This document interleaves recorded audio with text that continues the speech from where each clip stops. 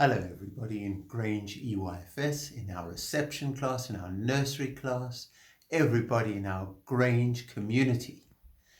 I'm going to start by reminding us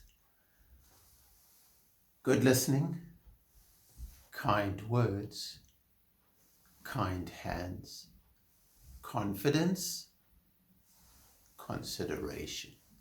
That's what we're all about. And because it's autumn, it's November 2020, and it's autumn, I made up a little poem for you. As the leaves begin to fall, I am going to sit up tall. Confidence for me, consideration for thee, my message to the world, we are stronger together.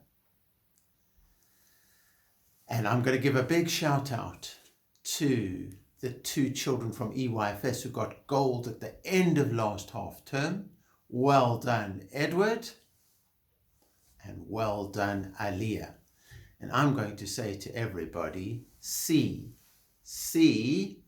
vamos. Have a great half term, children. Remember to do good listening. Remember to use kind words. Remember to use kind hands. Let's be great. Let's be Grange.